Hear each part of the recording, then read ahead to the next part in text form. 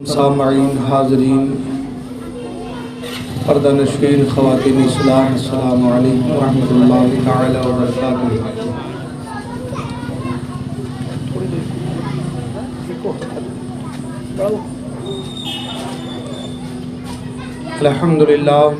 الحمدللہ وکفا سلام علی عبادہ الذین اصطفیٰ اما بعد فاعوذ باللہ من الشیطان الرجیم بفضلک بسم اللہ الرحمن الرحیم الا ان اولیاء اللہ لا خوف علیہم ولا هم یحزنون۔ صدق اللہ العظیم وصدق رسولہ النبی الامین الامی المکین المتین المبین الرؤوف الرحیم الکریم۔ خطبہ مسنونہ کے بعد جس آیے مبارکہ کو میں نے تلاوت کرنے کا شرف حاصل کیا ہے، آیت مبارکہ کے معنی و مطالب اور اس پر کچھ عرض و معروض کرنے سے پیشتر آئی آپ اور ہم سب مل کر سب سے پہلے آقا نامدار مدنی تاجدار مکی سردار ہم غریبوں کے غمگسار سیدی ابرار و اخیار ہادی السبل ختم الرسل مولائی کل احمد مجتبی محمد عربی روحی فدا صلی اللہ تعالی علیہ وسلم کی بارگاہ میں درود پاک کے نذران عقیدت پیش کریں اور پڑھیں بآواز بلند اللہم صلی علی سیدنا و شفیعنا سندنا ماوانا و ملجانا و مولانا محمد معدن الجود والکرم منبع العلم والحلم والحکم وآلہ الکرام وابنہ الکریم بارک وسلم صلو علیہ صلاة و سلام علیک یا رسول اللہ صلی اللہ تعالی علیہ وسلم۔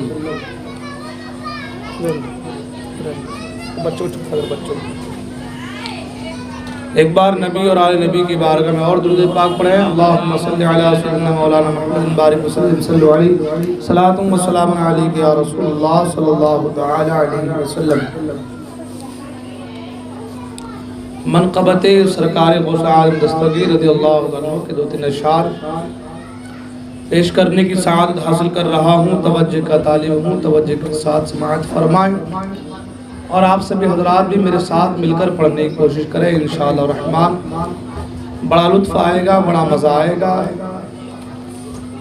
اس کلام کو آپ بارہا سنتے آئے ہیں، اس لیے سب کی زبان پر بھی ہے، لہذا سب میرے ساتھ مل کر پڑھنے کی کوشش کریں۔ شیئا للہ یا عبد القادر،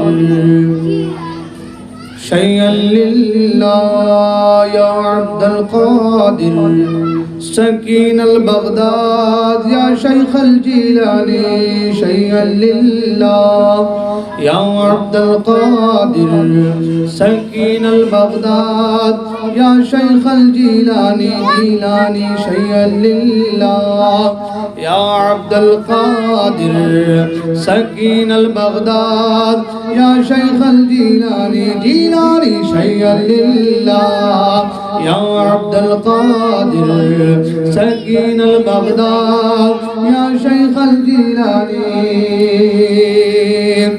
ادھر بھی نگاہ کرم غوث اعظم، ادھر بھی نگاہ کرم غوث اعظم، ادھر بھی نگاہ کرم غوث اعظم، ادھر بھی نگاہ کرم غوث اعظم، ادھر بھی نگاہ کرم غوث اعظم، ادھر بھی نگاہ کرم غوث اعظم، کرو تر لے جو علم غوث اعظم، شیئا للہ یا عبد القادر، سکین البغداد یا شیخ الجیلانی، جیلانی، شیئا للہ یا عبد القادر، سکین البغداد یا شیخ الجیلانی۔ دیکھیں آپ لوگ ذرا مل کے پڑھیں گے تو مزہ آئے گا نا۔ سبھی میرے ساتھ مل کر پڑھنے کی کوشش کریں. شیئا للہ یا عبد القادر سکین البغداد یا شیخ الجیلانی جیلانی. شیئا للہ یا عبد القادر سکین البغداد یا شیخ الجیلانی. میرا ہر مرض دور ہو جائے پیارے, میرا ہر مرض دور ہو جائے پیارے, میرا ہر مرض دور ہو جائے پیارے, میرا ہر مرض دور ہو جائے پیارے, میرا ہر مرض دور ہو جائے پیارے, میرا ہر مرض دور ہو جائے پیارے, میرا ہر مرض دور ہو جائے پیارے. کرو آ کر کے دم غوث اعظم شیئا للہ یا عبد القادر سکین البغداد یا شیخ الجیلانی. شیئا للہ یا عبد القادر سکین البغداد یا شیخ الجیلانی. دیکھیں میں پہلے کہا کہ مل کے پڑھیں گے تو ذرا مزہ آئے گا, ورنہ ایک دو شعر پڑھ کے بھی پھر اپنی طرف آ جائیں گے. پڑھیں گے انشاءاللہ, پڑھیں ذرا زور سے. شیئا للہ یا عبد القادر سکین البغداد شیئا للہ شیئا للہ شیئا للہ یا عبد القادر سکین البغداد یا شیخ الجیلانی جیلانی. شیئا للہ یا عبد القادر سکین البغداد شیئا للہ یا عبد القادر. آپ لوگ قریب آگے بیٹھیں, قریب آگے بیٹھیں, آئیے قریب آ جائیے, آ جائیے ذرا قریب آ جائیے. ہمارے سمجھ بھائی آ گئے, انشاءاللہ وہ پڑھیں گے ہمارے ساتھ مل کے. بیٹھیں آگے مل کے پڑھیں. ہاں شیئا للہ یا عبد القادر سکین البغداد یا شیخ الجیلانی. شیئا للہ یا عبد القادر سکین البغداد یا شیخ الجیلانی جیلانی. شیئا للہ یا عبد القادر سکین البغداد یا شیخ الجیلانی.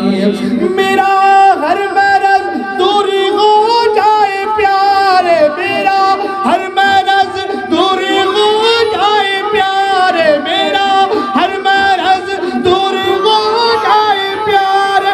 کرو آ کر کے دم غوث اعظم شیئا للہ یا عبد القادر سکین البغداد یا شیخ الجیلانی جیلانی. شیئا للہ یا عبد القادر سکین البغداد یا شیخ الجیلانی.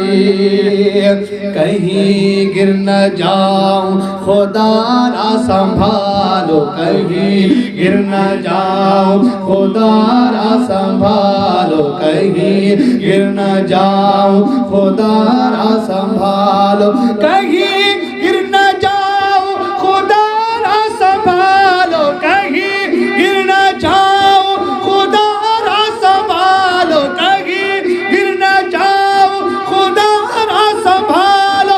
میرے ڈگمگائے قدم غوث اعظم شیئا للہ یا عبد القادر سکین البغداد یا شیخ الجیلانی جیلانی. شیئا للہ یا عبد القادر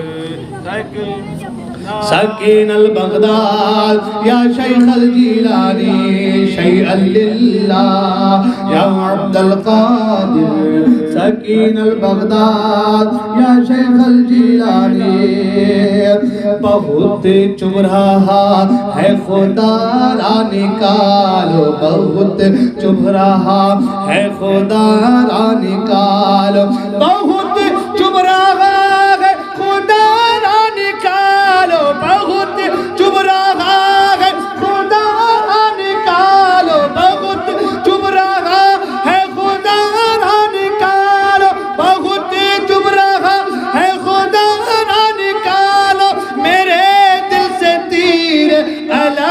غوث اعظم شیئا للہ یا عبد القادر سکین البغداد یا شیخ الجیلانی شیئا للہ یا عبد القادر سکین البغداد یا شیخ الجیلانی جیلانی شیئا للہ یا عبد القادر سکین البغداد یا شیخ الجیلانی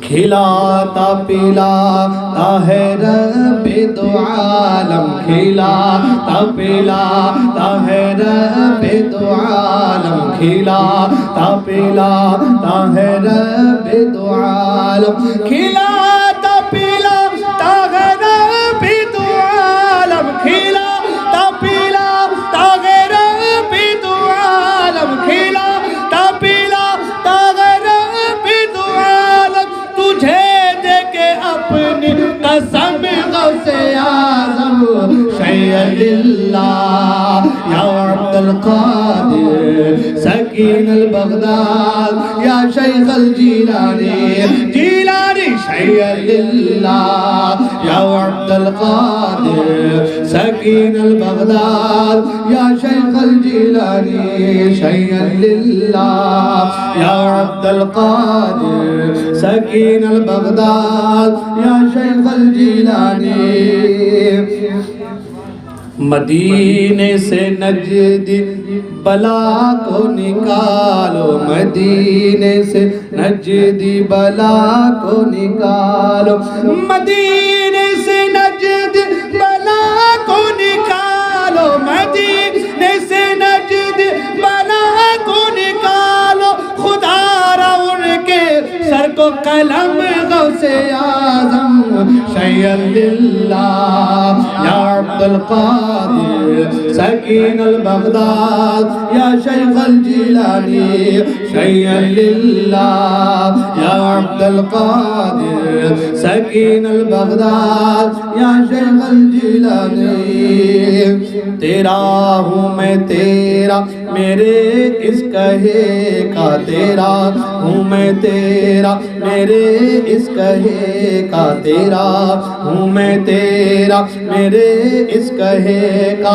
تیرا ہوں میں تیرا میرے اس کہے کا تیرا ہوں میں تیرا میرے اس کہے کا سر حشر رکھنا بھرم غوث اعظم شیئا للہ یا عبد القادر سکین البغداد یا شیخ الجیلانی جیلانی شیئا للہ یا عبد القادر سکین البغداد یا شیخ الجیلانی جیلانی شیئا للہ یا عبد القادر سکین البغداد یا شیخ الجیلانی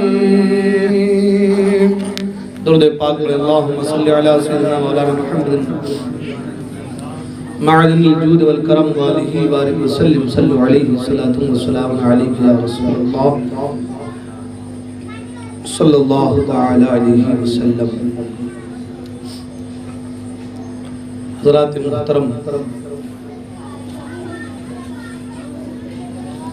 اللہ تبارک و تعالی کی توفیق اور اس کی عطا سے ہم اور آپ محفل ذکر غوث الورا میں حاضر آئے اللہ تعالی ہمارے آنے کو قبول فرمائے اور ہم تمام کو جو بھی باتیں ہوں اس پر عمل کرنے کی توفیق عطا فرمائے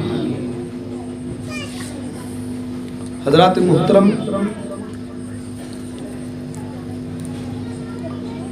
شاعر کہتا ہے کہ کبھی زندگی پہ نہ کی نظر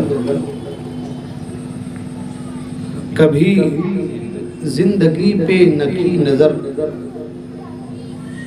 گزری عمر ساری گناہ میں اے خدائے کعبہ مجھے پناہ دے میں کھڑا ہوں تیری پناہ میں میرا جرم لاکھ بڑا سہی تیرے فضل سے تو بڑا نہیں، میرا جرم لاکھ بڑا سہی، تیرے فضل سے تو بڑا نہیں، میرے جیسے لاکھوں ہیں خیمہ زن تیری رحمتوں کی پناہ میں، میرے جیسے لاکھوں ہیں خیمہ زن تیری رحمتوں کی پناہ میں۔ تعریف و توصیف اس خدائے وحدہ لا شریک کی جس نے ساری کائنات کی تخلیق فرمائی، جس کی تعریف و توصیف الحمدللہ رب العالمین۔ صفت کریمہ الرحمن الرحیم، ملکیت کبریٰ مالک یوم الدین، راہ نجات طریق عبادت ایاک نعبد و ایاک نستعین، راہ نجات اہدنا الصراط المستقیم، اس پر چلنے والے کروڑوں خوش نصیب، صراط الذین انعمت علیہم، اس سے بھٹکنے والے ہزاروں بدنصیب، غیر المغضوب علیہم ولا الضالین۔ اسی مالک لم یزل کی بارگاہ میں یہ عاصی خاکی بندہ اپنے علم کی تمام تر توانائیوں کو نچوڑ کر یہ عرض کرتا ہے کہ درد دل کر مجھے عطا یا رب، دے میرے درد کی دوا یا رب، لاج رکھنا گناہ گاروں کی، نام ستار ہے تیرا یا رب۔ اور کسی شاعر نے کہا کہ تو مجھ پر لطف و عطا کر یا رب، تو مجھ پر لطف و عطا کر یا رب، کسے میں یاد کروں تجھے بھلا کر یا رب۔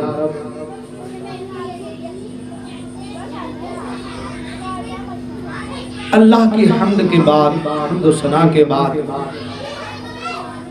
درود پاک کا نذرانہ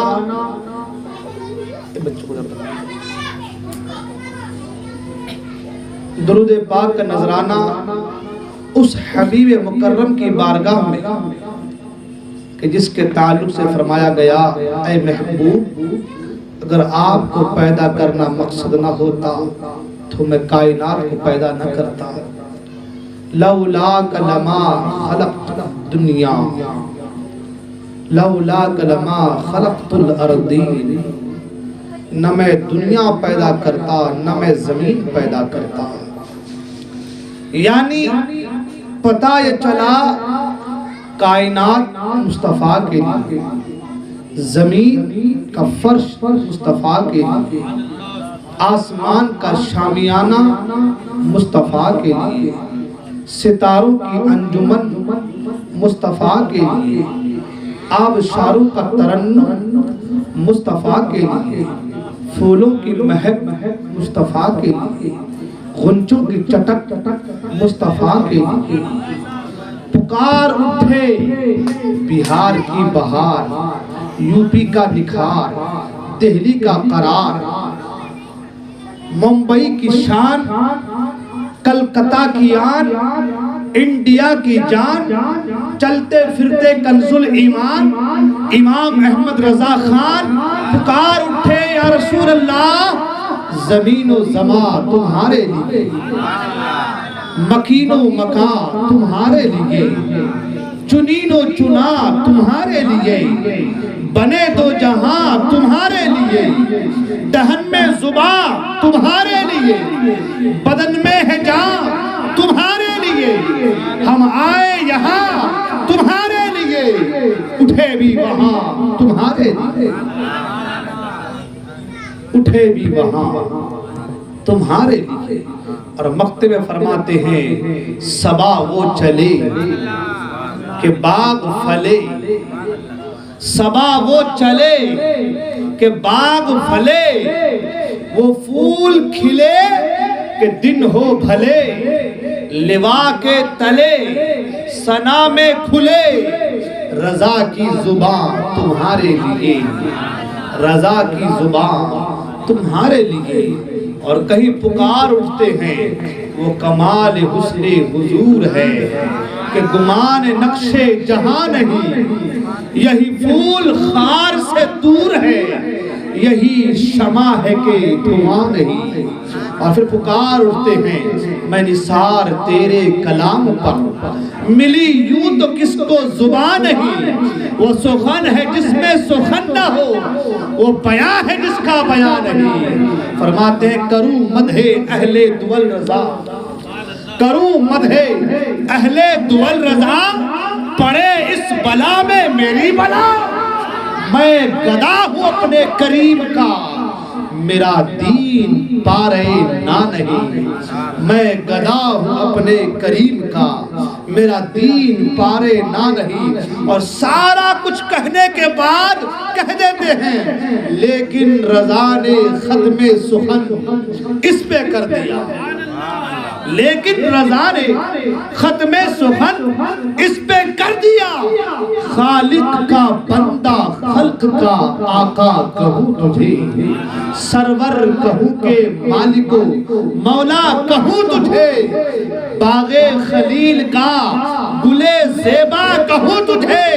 اور تیرے تو وصف عیب تناہی سے ہے بری، حیران ہوں میرے شاہ میں کیا کیا کہوں تجھے، حیران ہوں میرے شاہ میں کیا کیا کہوں تجھے. اس حبیب مکرم کی بارگاہ میں درود پاک کا نذرانہ بالکل ایک ساتھ مل کر کے، ایک جہدی کے ساتھ ایک آواز لگا کر اس طریقے سے کہیے کہ آپ کی آواز گنبد خضرا کی جالی سے ٹکرا جائے اور در و دیوار مدینے کے گواہ ہو جائے کہ یاول کی سرزمین پر بیٹھ کر نبی کا عاشق، نبی کے چاہنے والے نبی کی بارگاہ میں درود پڑھ رہے تھے، درود بھیج رہے تھے. در و دیوار گواہ ہو جائے تاکہ کل قیامت کے میدان میں آپ کو ہم کو اپنے نام گنانے کی ضرورت نہ پڑے، خود ہی پتہ چل جائے کہ یہ نبی کا چاہنے والا، نبی کا عاشق آ رہا ہے. پڑھے درود پاک اللہم صلی علیہ. پیچھے والے کی آواز بالکل نہیں آئی. ہاں ایک واقعہ سن لیجئے پھر پیچھے والے بھی درود پڑھیں گے انشاءاللہ. ہاں سب سے پہلی بات تو یہ ہے کہ درود اللہ اکبر ایک عبادت ایسی ہے درود کہ جس میں اللہ بھی شامل ہے. ہاں قرآن مجید میں ہے نا ان اللہ و ملائکتہ یصلون علی النبی، بے شک اللہ اور اس کے فرشتے درود بھیجتے ہیں. بے شک اللہ اور اس کے فرشتے درود بھیجتے ہیں، یعنی اللہ بھی بھیجتا ہے، فرشتے بھی بھیجتے ہیں. نماز کی باری آئی تو نہیں کہا کہ اللہ بھی نماز پڑھتا ہے، فرشتے پڑھتے تم بھی پڑھو. روزے کی بارے میں نہیں آیا کہ اللہ بھی روزہ رکھتا ہے، فرشتے بھی رکھتے ہیں، تم بھی رکھو. آیا کیسا؟ حج کے بارے میں، زکوٰۃ کے بارے میں، صدقات کے بارے میں نہیں آیا. درود کے بارے آیا کہ اللہ بھی بھیجتا ہے،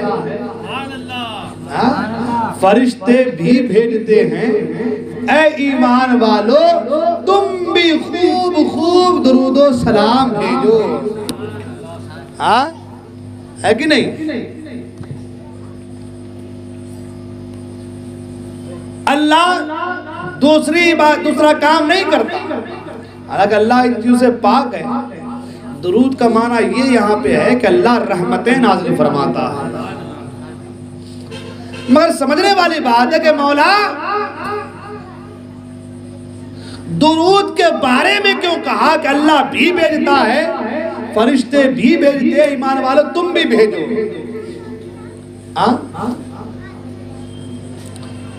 اس لیے کہ بتاؤں ایک چیز اس کے حوالے سے، درود ایک ایسا عمل ہے جب کچھ نہ ہوگا تو مصطفیٰ پر درود ہوگا،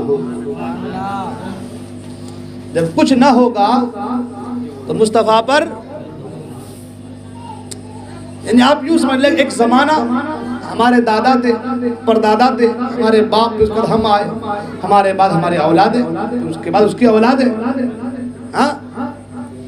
ایک زمانہ آئے گا ہم ختم ہو جائیں گے، ہمارے باپ پڑھ رہے تو ہمارے دادا پڑھ رہے تھے، ہمارے پردادا پڑھ رہے تھے، ہم پڑھ رہے ہیں، ہمارے اولادیں پڑھ رہی، ایک زمانہ ایسا آئے گا سب ختم ہو جائیں گے۔ اچھا ایک چیز اور، جب اللہ نے کہا بے شک اللہ اس کے فرشتے درود بھیجتے ہیں، اے ایمان والا تم بھی بھیجو، تو ہم نے کیا پڑھا؟ درود کیا پڑھا ہم نے؟ اللہم صلی علی، اے اللہ تو درود بھیج۔ اللہم صلی علی کا معنی کیا ہوتا ہے؟ اللہ تو درود بھیج۔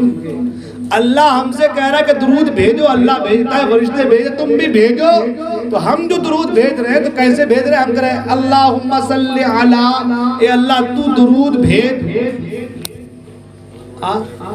ہم کیا کہیں؟ اللہ تو درود بھیج۔ مطلب یہ، اس لیے ہم اللہم صلی علی پڑھ رہے ہیں۔ ایک زمانہ تھا ہمارے پردادا تھے، پھر ہمارے دادا آئے، پھر ہمارے باپ آئے، پھر ہم آئے، ہمارے بعد ہماری اولادیں ہوں گی، اس کی اولادیں ہوں گی، اولادوں کی اولادیں ہوں گی، لیکن ایک بعد دیگرے، پہلے ہم نہ تھے اب ہیں، پھر بعد میں ہم نہ ہوں گے۔ پہلے ہم نہ تھے اب ہیں، بعد میں ہم نہیں ہوں گے۔ تو جب ہم نہ ہوں گے کچھ نہ ہوگا، کائنات درہم برہم ہو جائے گی۔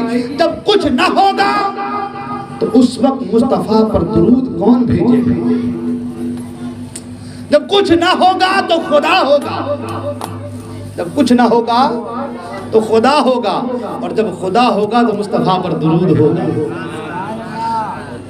جب خدا ہوگا تو مصطفیٰ پر درود ہوگا۔ اس لیے ہم کہتے ہیں اللہم صلی، اے اللہ تو درود بھیج۔ اب اللہ اپنے شان اپنے نبی پر درود بھیجتا ہے، یعنی رحمتیں نازل فرماتا ہے۔ ایک بات ہو گئی۔ اب دوسری چیز، حضرت بختیار کاکی رحمت اللہ تعالی علیہ، کون؟ حضرت بختیار کاکی رحمت اللہ تعالی علیہ، یہ کن کے مرید خلیفہ ہیں؟ کن کے معلوم ہے؟ نہیں معلوم ہے؟ حضرت خواجہ غریب نواز رضی اللہ عنہ کے خلیفہ اور مرید ہیں، حضرت قطب الدین بختیار کاکی رحمت اللہ تعالی علیہ، سرکار غریب نواز کے خلیفہ اور مرید ہیں۔ روزانہ آپ 1000 درود پاک سرکار کی بارگاہ میں بھیجا کرتے تھے۔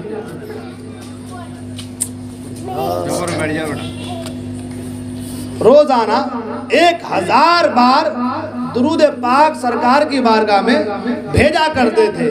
ایک بار ایسا ہو کہ بیمار ہو گئے تو آپ نے 2-1 دن درود پاک نہیں بھیجا۔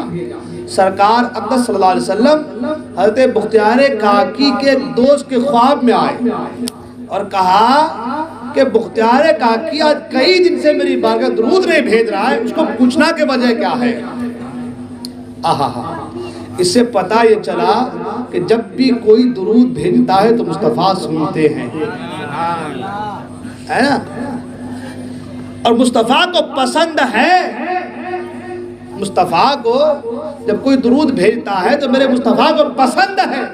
تبھی تو جب درود بھیجا جا رہا تھا اور رک گئے 2-3 دن، تو خواب میں آئے ان کے دوست کے اور کہا کہ بختیار کاکی سے کہنا کہ وہ درود میری بارگاہ میں جو بھیجا کرتا تھا بھیج کیوں نہ، وجہ کیا ہے؟ حالانکہ مصطفیٰ کریم کو سب پتہ ہے، مگر اگر مصطفیٰ کریم جانتے ہیں، خواب میں نہیں آتے، یہ واقعہ ہم تک کیسے آتا؟ ہاں صحیح ہے نا؟ تو خواب میں آئے اور کہا کہ بختیار کاکی سے پوچھنا کہ وہ درود کیوں نہیں پڑھ رہا ہے۔ اب وہ شخص دوست حضرت قطب الدین بختیار کاکی سے ملے اور کہا کہ میرے خواب میں مصطفیٰ کریم آئے تھے، سبحان اللہ، سرکار اقدس صلی اللہ علیہ وسلم آئے تھے اور کہا کہ بختیار کاکی سے پوچھنا وہ درود کا نذرانہ میری بارگاہ میں پیش کرتا تھا اب کیوں نہیں پیش کر رہا ہے؟ جب بختیار کاکی نے یہ جملہ سنا تو آنکھوں سے آنسو آ گئے، آنکھوں سے آنسو آ گئے، آنکھیں ڈبڈبا گئی اور وعدہ کیا اپنے دوست کے سامنے کہ آئندہ میں کبھی بھی درود پڑھنا بند نہیں کروں گا۔ اب آپ بتائیں کہ درود پڑھنے کی برکت یہ ہے، اگر درود پڑھتے پڑھتے بندے مومن رک جائے تو سرکار خواب میں آتے ہیں، سبحان اللہ۔ اس لیے جی لگا کر درود پاک پڑھیے، پڑھیے اللہم صلی علی سیدنا مولانا محمد المعدن الجود والکرم وآلہ وبارک وسلم صلی علیہ صلاۃ و سلام علیک یا رسول اللہ صلی اللہ تعالی علیہ وسلم۔ آج کا جو ہمارا موضوع ہے وہ سرکار غوث اعظم دستگیر رضی اللہ تعالیٰ عنہ کے اخلاق اور کردار کے حوالے سے ہے۔ یہاں پر رک کر پہلے ایک بات عرض کر دوں پھر انشاءاللہ آگے بڑھیں گے۔ لوگ کہتے ہیں کہ اسلام وہ تلوار کے زور پر پھیلا ہے، ہاں اسلام جو ہے وہ تلوار کے بلبوتے پر پھیلا ہے، کہتے ہیں نا، یہ بات آج ہمارے اوپر یہ تانا کشی کی جاتی ہے۔ وہ ایک شاعر کہتا ہے کہ ظلم و ستم نہ دہشت گردی، خنجر سے نہ تیروں سے، دنیا میں اسلام ہے پھیلا اخلاقی شمشیروں سے۔ دنیا میں اسلام ہے پھیلا اخلاقی شمشیروں سے، تلوار سے اسلام پھیلا ہے مگر لوہے کے تلوار سے نہیں، اخلاق کے تلوار سے اسلام پھیلا ہے۔ ہاں حضرت صلاح الدین ایوبی رحمت اللہ تعالی علیہ، جانتے ہیں نا صلیبی جنگ کے ہیرو حضرت صلاح الدین ایوبی رحمت اللہ علیہ، جن کے نام سے صلیبیوں میں بخار چڑھ جائے اس کا نام صلاح الدین ایوبی ہے، سبحان اللہ۔ صلاح الدین ایوبی جو ہیں ان کے لیے سرکار غوث پاک نے دعائی فرمائی ہے، سبحان اللہ، اور یہی وجہ ہے کہ جس جنگ میں جاتے فتح ہوتے، فتح و نصرت کے قدم چومتی تھی۔ حضرت صلاح الدین ایوبی جن کے تعلیمات اور ارشادات اور جس کے قول و فعل کو اپناتے وہ سرکار غوث پاک کے مدرسے کا پڑھا ہوا، سبحان اللہ، وہ سرکار غوث پاک کے مدرسے کا پڑھا ہوا، یعنی سرکار غوث پاک کے مدرسے کا ایک طالب علم جنہوں نے کتاب لکھی مغنی، بہت بڑی کتاب ہے،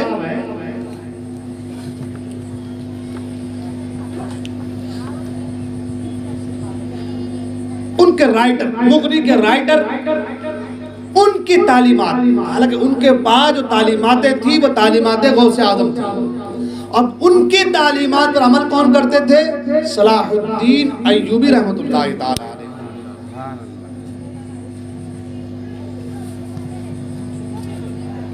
صلاح الدین ایوبی کا جب سامنا رچرڈ سے ہوا تھا تو عالم یہ کہ آپس میں دونوں لڑنے لگے، صلاح الدین ایوبی تلوار مارا، اس کے گھوڑے کی گردن کٹ گئی، اب کٹ گئی تو وہ نیچے گر گیا، نہتہ ہو گیا، تو آپ نے گھوڑا منگوایا اور کہا کہ ہم ایسے نہتوں سے نہیں لڑتے۔ پھر لڑتے لڑتے تلوار ٹوٹ گئی اس کی۔ عرب لوگوں کا ایک دستور تھا کہ وہ لوگ 3 تلوار رکھتے تھے، ایک اپنے حفاظت کے لیے، ایک جنگ میں لڑنے کے لیے، اور ایک جنگ میں کسی دشمن سے لڑتے لڑتے اگر اس کی تلوار ٹوٹ جائے تو یہ تلوار اسے دینے کے لیے، تاکہ کوئی یہ نہ کہے کہ نہتے کو کسی نے مارا ہے۔ یہ عربوں کا دستور تھا۔ صلاح الدین ایوبی لڑتے لڑتے ان کی تلوار ٹوٹ گئی، کن کی؟ جو آپ کے ساتھ میں لڑ رہا تھا، تو آپ نے تلوار اس کو دے دی، گھوڑے کی گردن کٹ گئی، آپ نے گھوڑا مانگ کے دے دیا اور کہا کل کو کوئی یہ نہ کہہ دے کہ صلاح الدین ایوبی ایک نہتے کو مارا تھا جس کے ہاتھ میں تلوار نہیں تھی۔ مجھے جو تعلیمات ملی ہیں وہ تعلیمات شیخ عبد القادر جیلانی کی تعلیمات ہے، اور شیخ عبد القادر جیلانی کا فرمان ہے کسی نہتے کمزور پر ہاتھ نہ اٹھایا جائے۔ اللہ اکبر۔ تلوار دی، گھوڑا دیا اور کہا کہ اب آؤ، اور صلاح الدین ایوبی کی عمر ہو چکی تھی، بال سفید ہو چکے تھے، تو انہوں نے ایک چیز کہتے ہیں اس کو جس میں بال رنگا جاتا ہے وہ لگایا تھا تاکہ اسے لگے کہ یہ جوان ہے، یعنی یہ چیز جنگ میں جائز ہے جوان لگنے کے لیے۔ مگر آپ سے پوچھا گیا کہ آپ نے کیوں لگایا؟ تو آپ نے فرمایا کہ اس لیے کل کو وہ یہ نہ کہہ دے کہ میرا مقابلہ ایک بوڑھے سے تھا، میرا مقابلہ ایک بوڑھے سے تھا، اور ایک بوڑھا ہو کر کے ایک جوان سے لڑ رہا ہے، اس کی عمر کم تھی، جوان سے لڑ رہا ہے۔ اپنے اخلاق اور تعلیمات غوث اعظم کے ذریعے سے اس نے پیغام دیا کہ اسلام نہتے کو نہیں مارتا، اسلام تلواروں پر بھروسہ نہیں کرتا، اسلام اللہ کی ذات پر بھروسہ کرتا ہے، اور اللہ والوں کی تعلیمات پر اسلام کے ماننے والے عمل کرتے ہیں۔ اور پھر اس کے بعد جب اسے تلوار دی، گھوڑا دیا، تو اس نے ہاتھ اوپر اٹھا دیا اور کہا کہ میں لڑ نہیں سکتا۔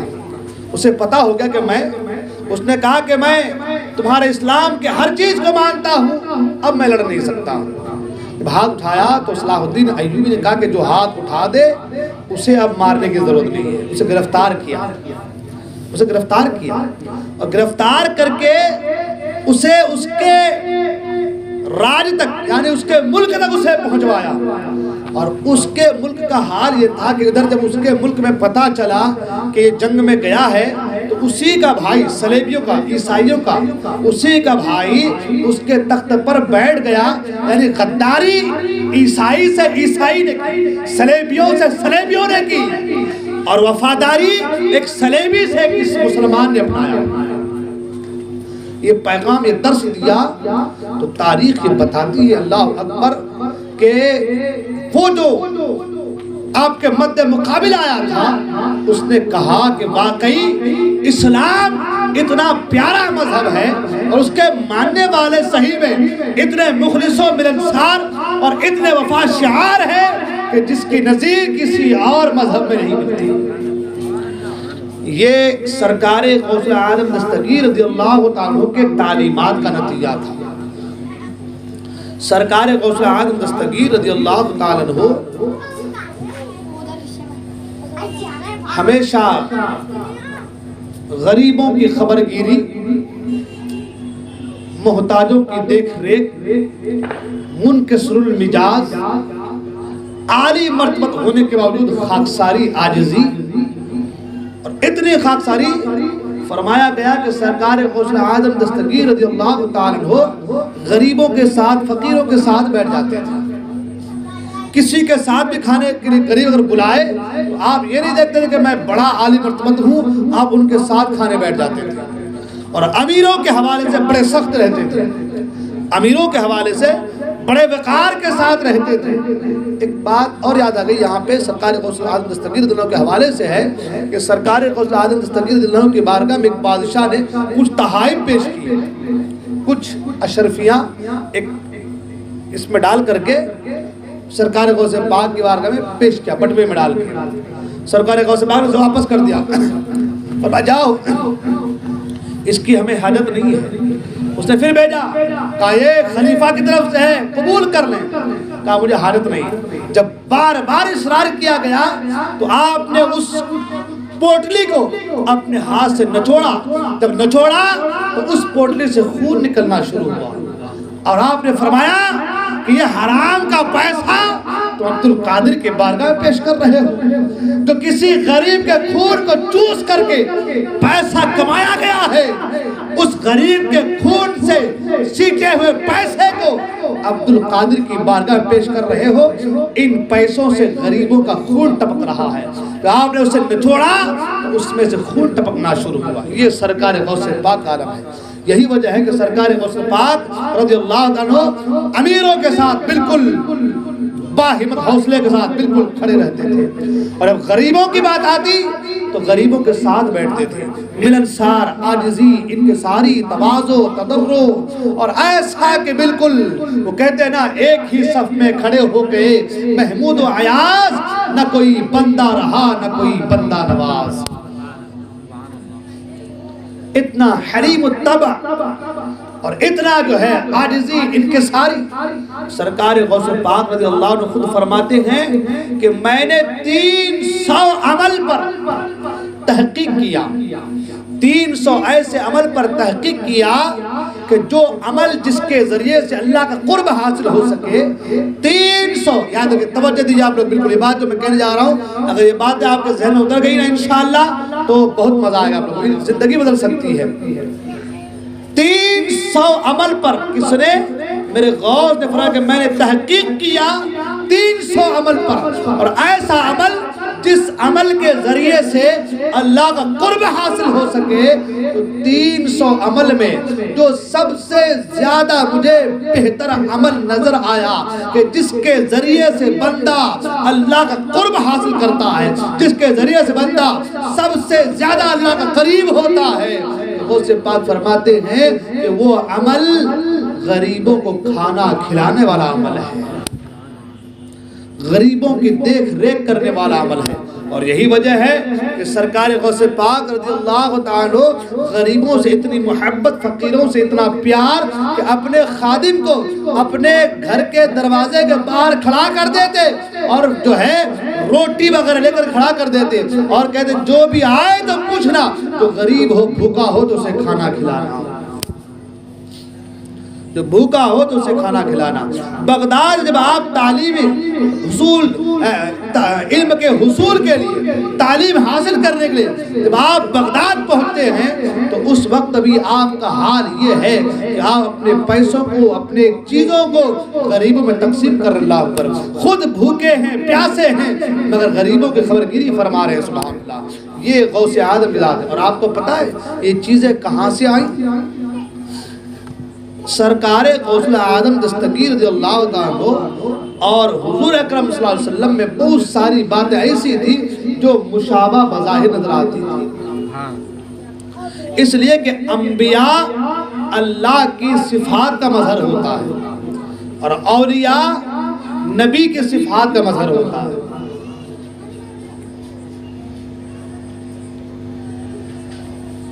آقا کریم صلی اللہ تعالی علیہ وسلم کے تعلق سے ہے کہ سرکار کی اتنی امت ہوئی، اتنی امت کسی اور نبی کی نہیں ہوئی، صحیح ہے نا؟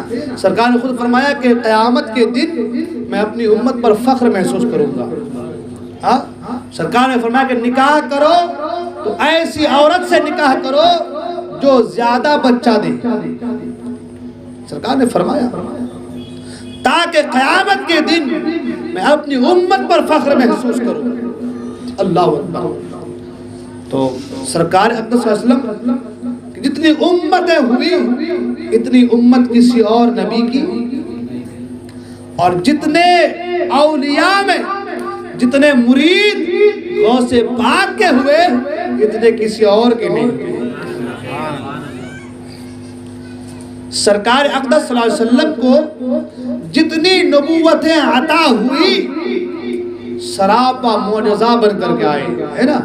جتنی نبوتیں عطا ہوئی اتنی نبوتیں کسی اور نبی کو نہیں ملی، اور سرکار غوث پاک کو اتنی کرامتیں عطا ہوئی، اتنی کرامتیں کسی اور ولی کو نہیں ملی۔ سرکار غوث پاک سراپا کرامت بن کر کے آئے، بلکہ علماء فرماتے ہیں کہ سرکار غوث پاک کے کرامت کا یہ حال تھا کہ جس طریقے سے تسبیح کے دانے کو، تسبیح کے دھاگے کو توڑ دیا جائے تو کیسے ایک ایک دانے جو ہے نکلتے رہتے ہیں، ویسے ہی سرکار غوث پاک سے صبح سے لے کر شام تک کرامتوں کا ظہور ہوتا رہتا ہے۔ سبحان اللہ۔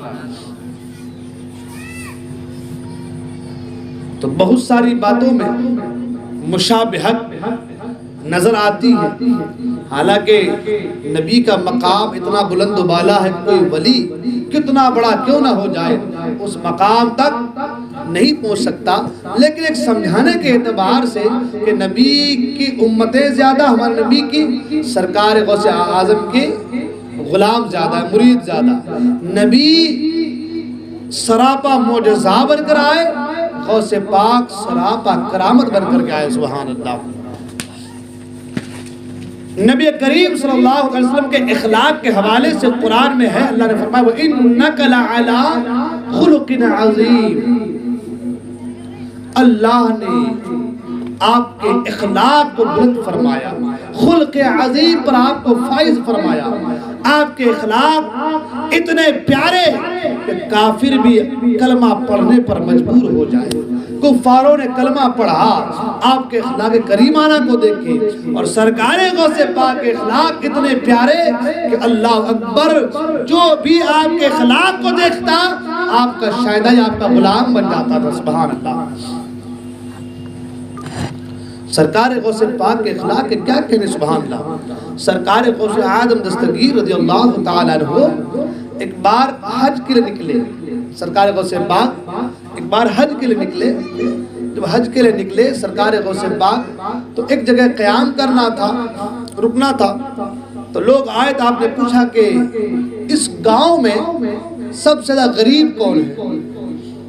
گاؤں کے سب بڑے بڑے سیٹھ لوگ، امیر لوگ آ گئے کہ حضور ہمارے گھر پہ، حضور ہمارے گھر پہ۔ سرکار غوث پاک نے فرمایا اس گاؤں کا سب سے بڑا امیر کون ہے، اس گاؤں کا سب سے بڑا غریب کون ہے؟ ہاں، لوگوں نے کہا حضور وہ فلاں آدمی اس گاؤں کا سب سے بڑا غریب ہے، میاں بیوی ہے اور ایک بیٹی ہے اور کوئی نہیں ہے۔ میرے غوث نے فرمایا کہ چلو اس کے گھر ٹھہرنا ہے۔ میرے غوث نے فرمایا اس کے گھر ٹھہرنا ہے۔ اللہ اکبر۔ آج ہم بھی اپنی زندگی کا مطالعہ کرتے ہیں نا، ہم تو اس کے یہاں ٹھہرنا چاہیں گے جس کے یہاں گدے بہتر ہوں، کھانا پینا ذرا بڑھیا والا ہو، ہے کہ نہیں، دبا کے کھلائے ہو، بھلے ہی اس کا پیسہ کئی کا ہو، حرام کا ہو یا حلال کا ہو، ہے نا۔ آج ہمارا یہ حال بن گیا ہے نا۔ آج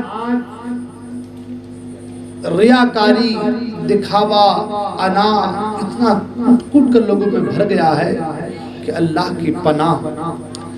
آج انسان نام کا انسان رہ گیا ہے، آج مسلمان نام کا مسلمان رہ گیا ہے۔ آقا کریم صلی اللہ علیہ وسلم نے فرمایا نا، تم میں بہترین وہ ہے جس کے اخلاق اچھے ہو۔ ہمارے پاس پیسہ تو ہے مگر اخلاق نہیں ہے، ہمارے پاس گھر بنگلہ تو ہے مگر کردار بہتر نہیں ہے۔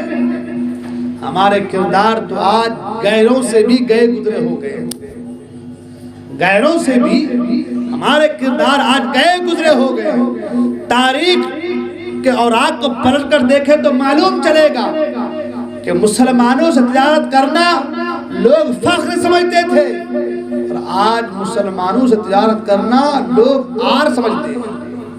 لوگ کہتے ہیں نہیں بھائی جھوٹ بولتا آدمی، ٹوپی لگا کے داڑھی لگا کے جھوٹ بولتا ہے، ان سے تجارت نہیں کرنی۔ آج ہمارا حال ہی ہو، وہ ایمانداری، وہ صداقت، وہ دیانت داری، وہ امانت داری جو مسلمانوں میں تھی وہ آج نظر نہیں آ رہی ہے، جھوٹ ہی جھوٹ۔ اللہ اکبر۔ سرکار غوث پاک کا واقعہ ہے نا، آپ سنے نا، ماں نے کہا تھا بیٹا کبھی بھی جھوٹ نہ بولنا، تو میرے غوث کے بعد جب ڈاکو آئے اور کہا کہ آپ کے پاس کچھ ہے، اور نے کہا ہاں میرے پاس 40 درہم ہے، 40 دینار ہیں۔ ڈاکو نے کہا جھوٹ بول رہا تھا بچہ۔ دوسرا آیا، آپ نے فرمایا ہاں 40 دینار ہے۔ ڈاکو سردار نے کہا اسے بلا کے لاؤ۔ غوث پاک گئے، اس نے کہا کہ بھائی بچے تمہارے پاس کیا ہے؟ اب نے کہا ہاں میرے پاس 40 دینار ہیں۔ کہاں ہے؟ میرے گزری ہوئے سلے میں۔ اس کو پھاڑا تو واقعی 40 دینار تھے۔ ڈاکو کے سردار نے کہا کہ بیٹا ہم ڈاکو ہیں، ڈاکو ہم چور لوگ ہیں، ڈاکو لوگ ہیں، ہم مال چھین لیتے ہیں، کسی کی جان بھی لے لیتے ہیں۔ بیٹا ہم سے لوگ مال چھپاتے ہیں اور تم ہو کہ مال دکھا رہے ہو۔ ہم سے لوگ مال چھپاتے ہیں، تم ہو کہ دکھا رہے ہو۔ میرے غوث کا جملہ سنی، میرے غوث نے کہا بات یہ ہے کہ جب میں گھر سے نکلا تھا تو میری ماں نے کہا تھا بیٹا عبدالقادر جھوٹ نہ بولنا، بیٹا عبدالقادر جھوٹ نہ بولنا، میں اپنی ماں کے بات کو ٹال نہیں سکتا، اس لیے کہ میں نے اپنی ماں سے وعدہ کیا کہ امی جان کبھی جھوٹ نہیں بولوں گا، میں اپنی ماں سے کیا ہوا وعدہ اسے کبھی توڑ نہیں سکتا۔ ڈاکو کہنے لگا کہ اللہ اکبر، تم اپنی ماں سے کیے ہوئے وعدے توڑ نہیں سکتے اور ایک ہم ہے کہ اللہ سے کیا ہوا وعدہ توڑ رہے ہیں۔ بچپنے کا عالم ہے مگر ماں سے کیا ہوا وعدہ نہیں توڑ رہے ہیں، جھوٹ سے اپنے آپ کو بچا رہے ہیں۔ آج ہمارا حال دیکھیں، ہم تو بچوں کو جھوٹ بولنا سکھا رہے ہیں۔ گھر میں کوئی پیسہ مانگنے یا کچھ کام سے آئے تو باپ بیٹے سے کہتا ہے بیٹا دروازے پہ جا بول دے کہ ابا گھر پہ نہیں ہے نا، باپ گھر میں موجود ہے مگر بچے سے باپ کہہ رہا ہے کہ بیٹا کہہ دے کہ میرے ابا گھر پہ نہیں ہے۔ آج آپ جھوٹ بلوا رہے بچے کو، بچہ وہی سیکھ رہا ہے، کل کو آپ کا بیٹا بھی آپ ہی کے نقشے قدم بدل کے جھوٹ بولے گا اور بولتا ہے۔ جب بیٹا پھر جھوٹ بولتا ہے تو باپ کہتا ہے کہ میرا بیٹا بڑا جھوٹا نکل گیا، بہت جھوٹ بولتا ہے۔ بچے کو جھوٹ کی تعلیم دی کس نے؟ آپ نے، ہم نے دی ہے۔ آپ جانتے جھوٹ کیا ہے؟ جھوٹ کیا آپ جانتے ہیں؟ فرمایا گیا جھوٹ بیماریوں کی تمام گناہوں کی جڑ ہے، جھوٹ کو گناہوں کی ماں کہا گیا ہے۔ جس طریقے سے ماں بچہ پیدا کرتی ہے نا، یہ جھوٹ گناہ پیدا کرتا ہے، جھوٹ کو گناہ کی ماں، گناہ کی جڑ کہا گیا ہے۔ فرمایا گیا کہ جب کوئی بندہ جھوٹ بولتا ہے نا تو 1 میل تک رحمت کے فرشتے دور بھاگ جاتے ہیں۔ کیوں؟ فرمایا کہ اس کے منہ سے جو بدبو آتی ہے جھوٹ بولنے کی وجہ سے، اس بدبو کی وجہ سے رحمت کے فرشتے 1 میل دور بھاگ جاتے ہیں، دور چلے جاتے ہیں۔ جھوٹ کی نحوست ہے۔ اب لوگ سوال کر سکتے ہیں حضرت ہم تو جھوٹ بولتے ہیں، ہمارے منہ سے کہاں بدبو آ رہی ہے؟ ان کو کیوں لے کر کے آتے سمجھ میں نہیں آتا مجھے، اللہ رحم کرے۔ درود پاک پر اللہم صلی علی سیدنا مولانا محمد بارک وسلم صلی اللہ علیہ صلاۃ و سلام علیک یا رسول اللہ صلی اللہ علیہ وسلم۔ میں عرض کر رہا تھا کہ جھوٹ بہت بڑا گناہ ہے، جھوٹ کو بیماریوں کو گناہوں جڑ کہا گیا ہے۔ جھوٹ جب کوئی بندہ بولتا ہے 1 میل دور تک رحمت کے فرشتے چلے جاتے ہیں۔ کوئی سوال کر سکتا کہ حضرت ہم تو جھوٹ بولتے ہیں، ہمارے منہ سے بدبو نہیں آتی۔ اس کی وجہ یہ کہ ہم اتنا جھوٹ بولتے ہیں، جھوٹوں کے بیچ میں رہتے ہیں، اتنا جھوٹ بولتے ہیں کہ اب بدبو آتی بھی ہے تو ہمیں احساس نہیں ہوتا۔ اگر کوئی آدمی پاخانے کے فیکٹری میں کام کرے تو چھوڑ دو بھائی، وہ مل کا آپ کے یہاں پہ ہے کاروبار ہے نا، اب وہ وہیں رہتا ہے، ہم جاتے ہیں ہم کو بدبو آتی ہے، ان کو نہیں آتی۔ آپ برہان پور چلے جائیں، ہر گھر میں لوگ نظر آئے گا آپ کو، ہے نا، ان کو بدبو نہیں آتی، ہم کو بدبو آتی۔ ہم جاتے ہیں بھائی عجیب معاملہ آتی، بدبو آ رہی ہے، پر ان کو بدبو نہیں آتی۔ وہ جو کسی جگہ پر کام کرتے اس سے اس کی عادت ہو جاتی ہے۔ آج اگر جھوٹ بولنے کی وجہ سے جو بدبو آتی ہے منہ سے، اگر وہ بدبو ہمیں اس کا احساس نہیں ہوتا، اس کا مطلب یہ ہے کہ ہم جھوٹ اتنا بول رہے ہیں، جھوٹوں کے بھی اتنا رہ رہے ہیں کہ اس بدبو کا ہمیں احساس نہیں ہوتا۔ ایک بات اور یاد ہے، سرکار کے بارے میں ایک شخص آیا اور آ کر کہا کہ حضور میں کلمہ پڑھوں گا مگر میری شرط ہے۔ حضور نے فرمایا بولے کیا شرط ہے؟ بولے کہ میں شراب پیتا ہوں تو شراب پیوں گا، میں زنا کرتا ہوں تو زنا کروں گا، میں چوری کرتا ہوں تو چوری کروں گا۔ اگر آپ ان چیزوں کی مجھے اجازت دیں گے تو میں آپ کا کلمہ پڑھوں گا، مسلمان بنوں گا، ورنہ نہیں بنوں گا۔ سرکار کے بارے میں سرکار کہا ٹھیک ہے تیری بات ہے منظور ہے، مگر ایک بات میری بھی سن لے۔ کہا کیا بات؟ کہا بس جھوٹ مت بولنا۔ یہ ہماری آپ کی بات نہیں ہے، لیکن کی بات ہے نبی کریم صلی اللہ علیہ وسلم کی بات ہے۔ سرکار کے زمانے میں اس نے آیا کہا کہ حضور میں کلمہ پڑھوں گا آپ کا، لیکن بس یہ ہے کہ میں زنا بھی کروں گا، میں شراب بھی پیوں گا اور میں چوری بھی کروں گا، یہ مجھ سے جائے گا نہیں۔ تو آپ جو ہے اگر ان چیزوں کی مجھے اجازت دیتے ہیں تو میں کلمہ پڑھنے کے لیے تیار ہوں۔ ہمارے نبی نے فرمایا ٹھیک ہے، تم زنا، چوری، شراب جو بھی کرتے ہو ٹھیک ہے، کلمہ پڑھ لو، لیکن ایک کام کرنا۔ کہا کیا؟ بس جھوٹ مت بولنا۔ یہ تو چھوٹی موٹی بات ہے، یہ کیا کہا وہ؟ یہ تو چھوٹی موٹی بات ہے، اتنا ہی۔ ہاں ٹھیک ہے، وعدہ کر لیا۔ اب پہلے کے لوگ وعدہ نبھاتے تھے، وعدہ پورا کرتے تھے۔ اب وعدہ کر لیا، گھر چلا گیا۔ جب گھر گیا تو شراب پینے کی عادت تھی، سوچا کہ چلو شراب پی لیتے۔ جیسے ہی شراب کو ہاتھ لگانا چاہا، خیال آیا کل سرکار کی بارگاہ میں پہنچنا ہے۔ نبی کریم فرمائیں کہ پوچھیں کہ شراب پی تھی؟ جھوٹ بول نہیں سکتا، جھوٹ بول نہیں سکتا، کیونکہ سچ کا میں نے وعدہ کر لیا ہے، جھوٹ بول نہیں سکتا۔ اور اگر جھوٹ بولا تو وعدہ توڑا، جھوٹ بولا تو وعدہ توڑا، لہذا شراب کو چھوڑ دیا، شراب کو چھوڑ دیا۔ رات ہوئی، زنا کے اڈے پہ جانے لگا، دل میں خیال آیا زنا کروں، کل سرکار کی بارگاہ میں جاؤں گا، سرکار پوچھیں گے زنا کی تھی؟ جھوٹ بول نہیں سکتا، وعدہ کر لیا۔ اس کو بظاہر جھوٹ بہت معمولی سا لگا۔ اب ہمارا بھی حال یہی ہے نا، ہمارا بھی حال آ جائیے موبائل میں آدمی گھر پہ کہا ہے بھائی تو میں ابھی بنگلے پہ ہوں، وہاں کیا کر رہا ہے؟ یہاں ادھر آیا تھا گھومنے کے لیے، گھر پہ ہو رہا ہے کہ نہیں ہو رہا ہے؟ یہ جو ڈبہ ہے نا، اس نے تو جھوٹ کا پورا گڑھ تیار کر رکھا ہے۔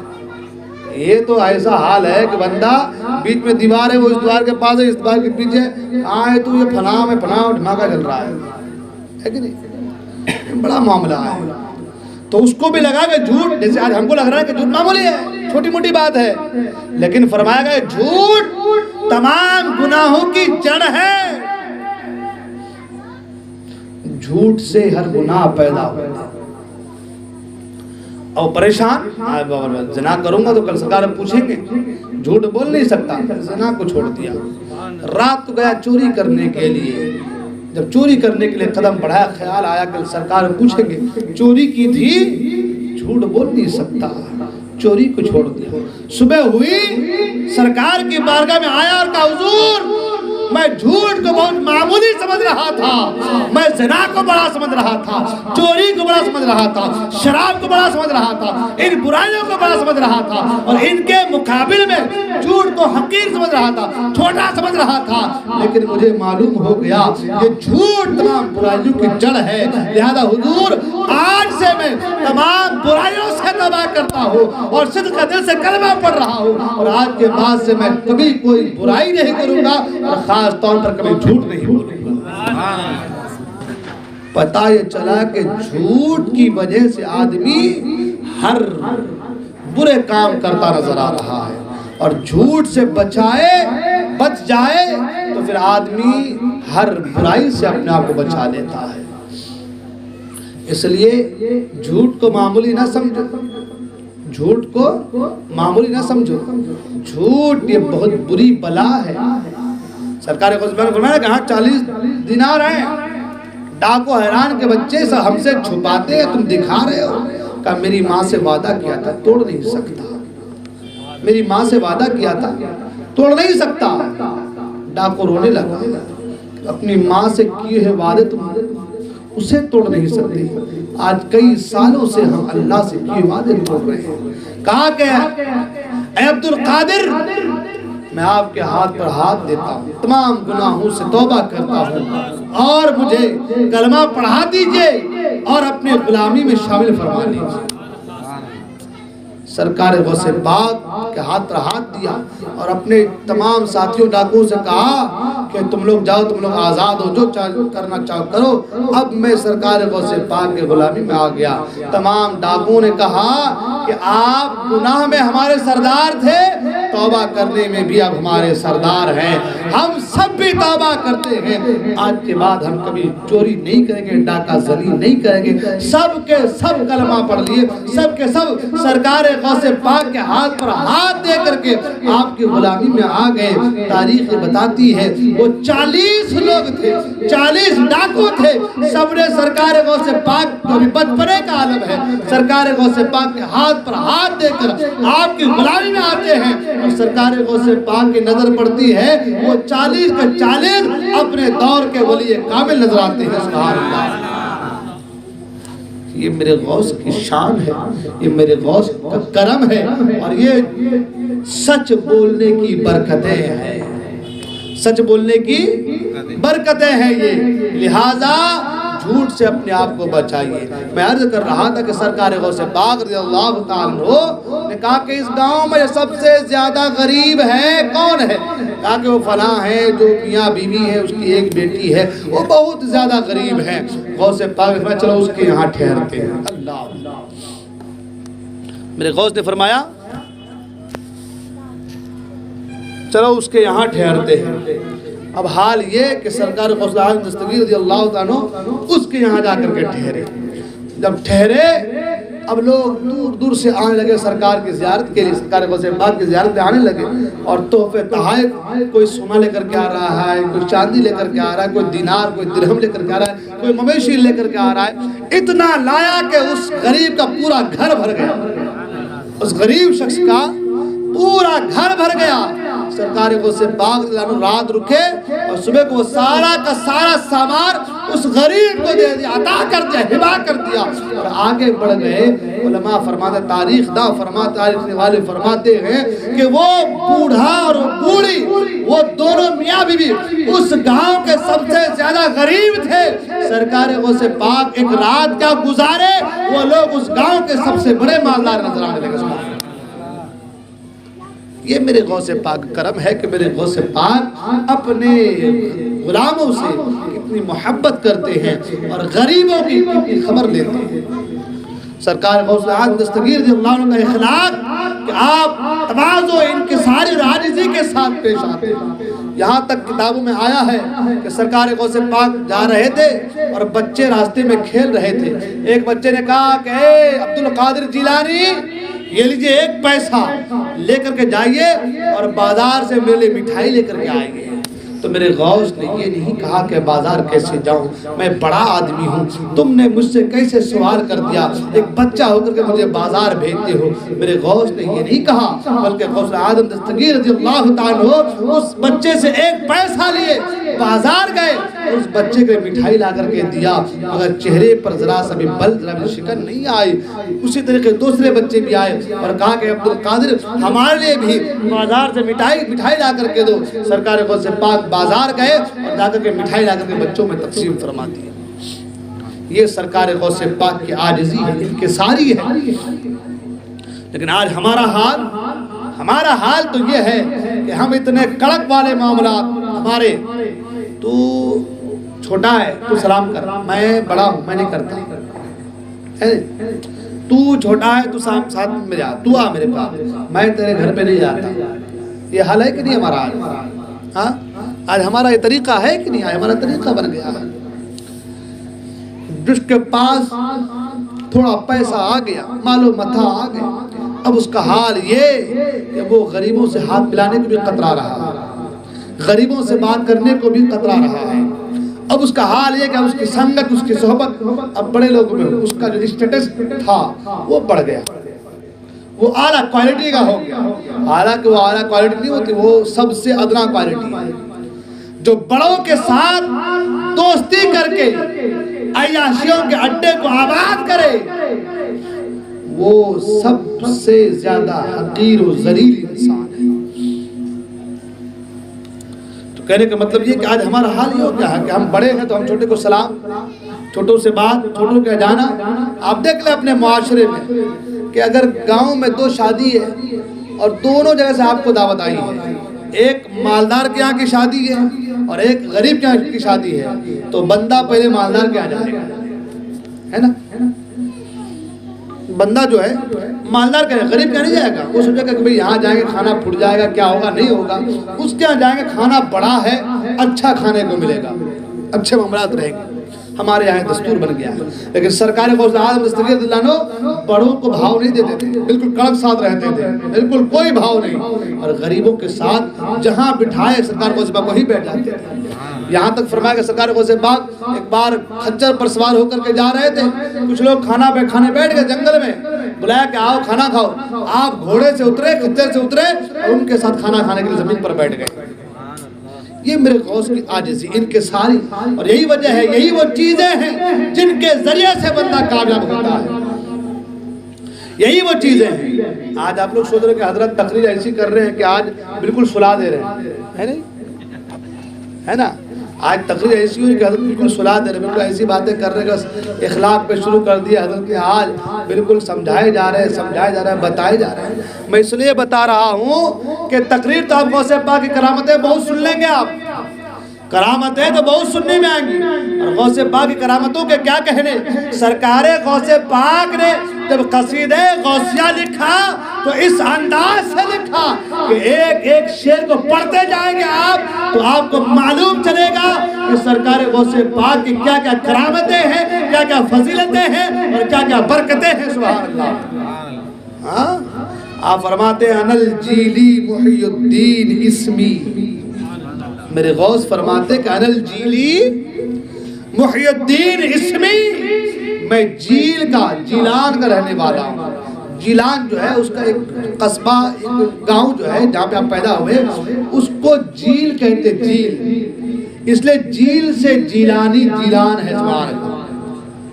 تو آپ فرماتے ہیں انل جیلی محی الدین اسمی، میں جیل کا رہنے والا ہوں، محی الدین میرا نام ہے. وَأَعْلَامِي عَلَى رَأْسِ الْجِبَالِ، اور میری عظمت کے جھنڈے بڑے بڑے پہاڑوں پر لہرا رہے ہیں. یہ میرے غوث فرماتے ہیں. اللہ اکبر. اور فرمایا درست العلم حتی صرت قطبا، میں نے تعلیم حاصل کیا، علم حاصل کیا، ایسا علم کہ پڑھتے پڑھتے پڑھتے پڑھتے میں وقت کا قطب بن گیا. اور میرے غوث فرماتے ہیں، سرکار غوث پاک فرماتے ہیں وَلَوْ أَلْقَيْتُ سِرِّي فَوْقَ مَيْتٍ لَقَامَ بِقُدْرَةِ الْمَوْلَى تَعَالِ. غوث پاک فرماتے ہیں اللہ کے جو راز میرے سینے میں ہے، وَلَوْ أَلْقَيْتُ سِرِّي فَوْقَ مَيْتٍ، جو راز میرے سینے میں ہے اگر میں مردے پر، میت پر ڈال دوں تو اللہ کے حکم سے وہ مردہ بھی زندہ ہو کر کے کھڑا ہو جائے. یہ میرے غوث کی شان ہے. آپ خود فرماتے ہیں وَلَوْ أَلْقَيْتُ سِرِّي فَوْقَ مَيْتٍ لَقَامَ بِقُدْرَةِ الْمَوْلَى تَعَالِ. اور پھر فرماتے ہیں وَلَوْ أَلْقَيْتُ سِرِّي فَوْقَ نَارٍ لَخَمِدَتْ مِنْ سِرِّ حَالِ، لَخَمِدَتْ وَانْتَفَتْ مِنْ سِرِّ حَالِ. آپ فرماتے ہیں اگر میں اپنے راز آگ میں ڈال دوں تو آگ بھی ٹھنڈی پڑ جائے. اللہ. وَلَوْ أَلْقَيْتُ سِرِّي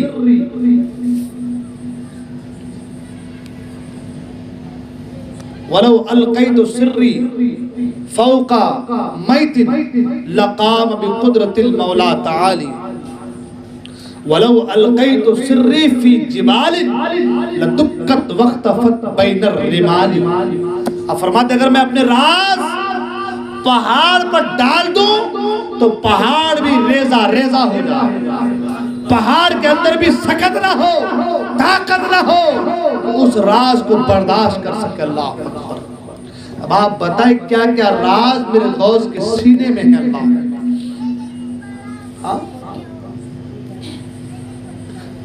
یہ میرے غوث کی شان ہے. تو آپ کرامتیں تو بہت سن رہے ہیں، سنتے آ رہے ہیں، سن رہے ہیں، سنیں گے انشاءاللہ. فضیلتیں تو بہت سن رہے ہیں میرے غوث کی. اور میرے غوث کی شان جتنا بھی بیان کریں وہ کم ہے. کرامتوں کو جتنا بھی بیان کریں وہ کم ہے. کرامتیں آپ سنتے آ رہے ہیں. میں آج غوث پاک کے اخلاق اور تعلیمات کو بیان کرنا چاہ رہا ہوں. میرے غوث کے اخلاق کیا تھے, تعلیمات کیا تھے, اور آج ہمارا کردار, ہمارے اخلاق کیا ہو گئے. اور ہمارا اخلاق تو یہ ہے کہ بھائی بھائی کا دشمن بنا پڑا ہے. بھائی بھائی کی بات نہیں ہو رہی ہے, ماں بیٹی میں بات بند ہے, باپ بیٹے میں بات بند ہے, رشتہ دار میں بات بند ہے, پڑوسی میں بات بند ہے. یہ اس سے بات نہیں کرتا, اس سے بات نہیں کرتا. جبکہ حدیث پاک میں فرمایا گیا کہ کسی مسلمان کو جائز نہیں کہ وہ 3 دن سے زیادہ کسی سے بات بند کرے. مگر ہمارے یہاں سال کا سال گزر جاتا ہے, بھائی بہن کیا نہیں جا رہا ہے, بہن بھائی کیا نہیں آ رہی ہے. ہو رہا ہے نہیں ہو رہا ہے.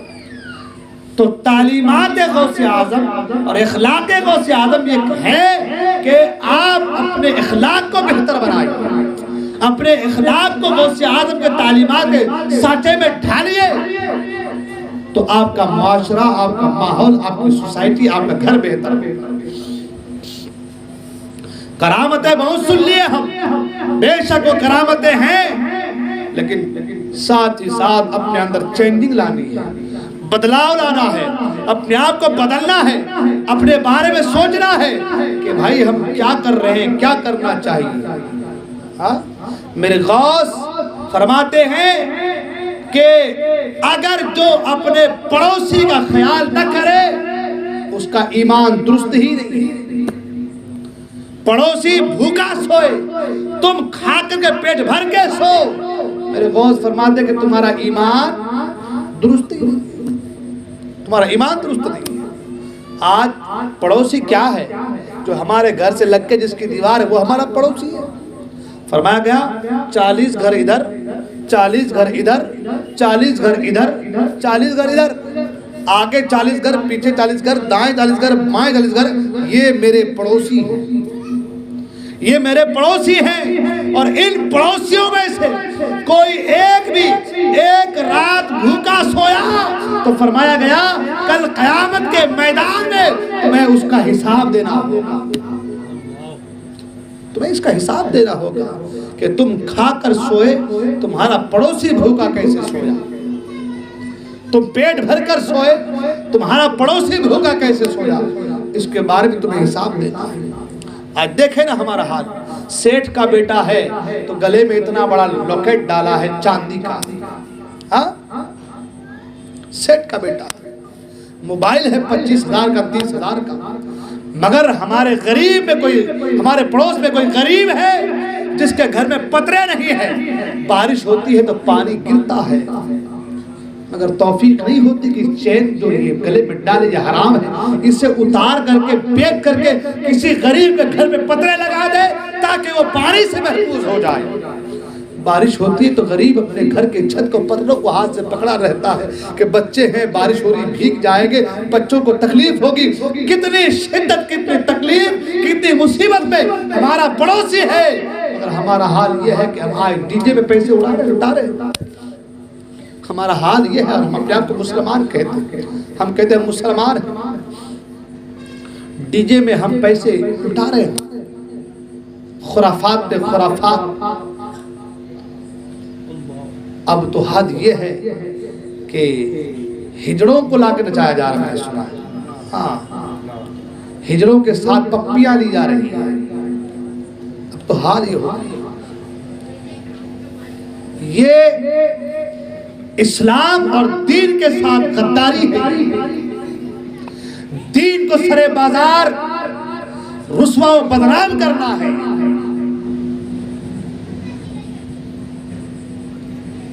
کیا کہیں, کس کے بارے میں؟ ہمارا پڑوسی کھانے کو کھانا نہیں, بچوں کے کپڑا نہیں, آدمی جا رہا ہے کام پہ 300 روپے لا رہا ہے, اس میں اپنا گھر کا راشن پانی ہے, لائٹ بل ہے, خرچہ ہے, کپڑے ہیں, دوا دارو ہے, اتنی ساری چیزیں ہیں. مگر سیٹ کو پیسے والے یہ نہیں سوچتا کہ اس کی خبر گیری کی جائے, چھپا کے ہی صحیح کچھ چیزیں سے دے دیا جائے تاکہ زندگی گزار رہے. یہ چیزیں نہیں آتی. رنڈیوں پہ پیسے لٹانے کا ہمیں بہت شوق ہے, ڈیجوں پہ پیسے لٹانے کا ہمیں بہت شوق ہے, دکھاوا کرنے کا ہمیں بہت شوق ہے، اپنی بڑائی بیان کرنے کا ہمیں بہت شوق ہے، اپنی اسٹیٹس بتانے کا ہمیں بہت شوق ہے. یہ ساری اسٹیٹس دھری کی دھری رہ جائے گی. تو خدا جب پکڑنے پہ آتا ہے نا، پکڑتا ہے نا، اس کی گرفت اتنی سخت ہے، جب پکڑتا ہے تو نسلیں برباد ہو جاتی ہیں، نسلیں تباہ ہو جاتی ہیں. نسلیں تم کس سوچ میں ڈوبے ہو میرے دوست، کس خیال میں، کس وقت گمان میں، کس سوچ میں ڈوبے ہو کہ ہم بچ جائیں گے. ساری کی ساری ہیکڑی نکل جائے گی، سارے کے سارے پیسے دھرے کے دھرے رہ جائیں گے، اور حال یہ ہو جائے گا کہ تمہارے پیسوں پر کوئی دوسرا عیاشی کرے. وہ لوگ جنہوں نے کہا تھا میں خدا ہوں، آج ان کا تو کوئی وجود نہیں ہے. ان کے وجود، ان کی ہستیاں ملیا مٹ ہو چکی ہیں. تمہاری ہماری کیا اوقات ہے؟ اگر تم مسلمان ہو، کامل مومن ہو، اپنے پڑوسیوں کی خبر گیری کرو. پڑوس سے مراد میں نے کہا نا، یہ گھر نہیں، 40 گھر ادھر، 40 گھر ادھر، 40 آگے، 40 پیچھے، یہ تمہارے پڑوسی ہیں. میرے غوث فرماتے ہیں نا کہ جس کے پڑوسی اس سے بیزار رہے، بھوکا سوئے، اس کا ایمان درست نہیں، کامل ایمان نہیں اس کا. اور میرے آقا نے حدیث میں سرکار فرماتے ہیں کہ جس سے اس کے پڑوسی ناراض رہے وہ جہنم میں جائے گا. کیا بولیں گے؟ تو باتیں بولنے کی ہے. دل جلتا ہے ہمارا. ہمارے نوجوان نمازوں کی پابندی نہیں، دین کے ساتھ مذاق بنا رہے ہیں. اب یہاں ڈی جے لگا دے، سب آ جائیں گے ناچنے کے لیے. اس وقت خدا کو بھی یاد نہیں کرتے، مصطفیٰ کو کچھ یاد نہیں رہتے. ہوتا ہی نہیں ہوتا ہے. میرے نوجوان ساتھیوں، دوستوں، زندگی کا کوئی بھروسہ نہیں، کوئی مول نہیں ہے اس کا، سب کو جانا ہے. اس لیے اللہ کے واسطے جہنم سے بچنے کی تدبیر کرو. اللہ نے فرمایا یا ایھا الذین آمنوا قوا انفسکم واہلیکم نارا. اے ایمان والو، خود کو اور اپنے گھر والوں کو جہنم کی آگ سے بچاؤ. گھر کی عورتیں بے پردہ ہیں، انہیں پردے کی تعلیم دو. بھائی نماز نہیں پڑھتا، اسے اٹھا کے نماز کی طرف لے کر کے جاؤ. باپ نماز نہیں پڑھتا، اسے نماز کے لیے کہو. بیٹا نماز نہیں پڑھتا، اسے نماز کے لیے کہو. بیوی نماز نہیں پڑھتی، اسے نماز کی تعلیم دو. بیٹی نماز نہیں پڑھتی، اسے نماز کی تعلیم دو، قرآن کی تعلیم دو. اس کے علاوہ دنیا میں کچھ نہیں بچا ہے. میرے غوث نے ہی تعلیم دی ہے. خالی کرامتوں کو مت سنو، میرے غوث کی تعلیمات کو دیکھو، میرے غوث کے اخلاق کو دیکھو، میرے غوث کے علم کو دیکھو، میرے غوث کے حلم کو دیکھو، میرے غوث کے بردباری کو دیکھو، میرے غوث کی سیرت کا مطالعہ کرو. آپ کو معلوم چلے گا میرے غوث کی زندگی کیا تھی. روزانہ 13 علوم پڑھاتے تھے میرے غوث. صبح فجر کے بعد سے لے کر کے ظہر تک، پھر نماز پڑھے، کھانا کھائے، پھر بیٹھ گئے، پھر عصر تک. راتوں کو درس دیا کرتے ہیں میرے غوث. ہر لمحہ ذکر الہی میں، یاد الہی میں، اور پڑھنے پڑھانے مصروف. اللہ یعنی زندگی اللہ کی راہ میں لگا دی. میرے دوست، آپ بھی اپنی زندگی کو اللہ کی راہ میں لگائیے. نمازوں کی پابندی کیجیے. ایک ایسا دستہ آپ کا تیار ہونا چاہیے جو صبح کو ہر گھر میں جا کے اٹھائے، چلو بھائی نماز. نوجوانوں کا ایک ایسا دستہ ہونا چاہیے. آپ کے محلے کے نوجوان جو ہیں وہ 10-12 جگہ مل جائے، صبح کو اٹھے، ہر دروازے پہ کھٹکا کرے، چلو بھائی نماز پڑھو، چلو بھائی نماز پڑھو. انشاءاللہ دیکھیں کہ 1 مہینے کے اندر ایسا ماحول پیدا ہو جائے گا آپ کے محلے میں کہ آپ یاد کریں گے. انشاءاللہ کریں گے میرے بھائی، کریں گے انشاءاللہ. ہاں، جگائیں گے لوگوں کو. بے شمار فائدے ہیں. جو دین کے لیے کام کرتا ہے، جب وہ گھر سے نکلتا ہے اور جب تک گھر میں نہیں آتا، جب گھر میں آتا ہے، اس وقت تک وہ راہ خدا میں ہے. اس کے نام اعمال میں نیکیاں لکھی جا رہی ہے. آپ صبح کو اٹھیں گے، جگانے کی خاطر جگاؤں گا میں. جب تک آپ گھر سے نکلے اور جب گھر میں واپس آئیں گے، تب تک برابر کنٹینیو آپ کے نام اعمال میں نیکیاں لکھی جا رہی ہے. تو کریں گے نا انشاءاللہ. کچھ نوجوان ایسے بنا لیجئے کہ جو صبح کو لوگوں کو جگائے. کریں گے انشاءاللہ. نمازوں کی پابندی کریں گے, تعلیمات غوث پر عمل کریں گے, یہی چیزیں ہماری کام آئیں گی. اللہ تعالیٰ کے بارے میں دعا ہے, اللہ تعالیٰ تمام کہنے سننے زیادہ عمل کرنے کی توفیق عطا فرمائے. بولنے میں غلطی ہو اپنے حبیب اس سے معاف فرمائے. میں توبہ کرتا ہوں استغفر اللہ ربی من کل ذنب واتوب الیہ. لا الہ الا اللہ محمد رسول اللہ صلی اللہ علیہ وسلم. السلام علیکم ورحمۃ اللہ تعالی وبرکاتہ.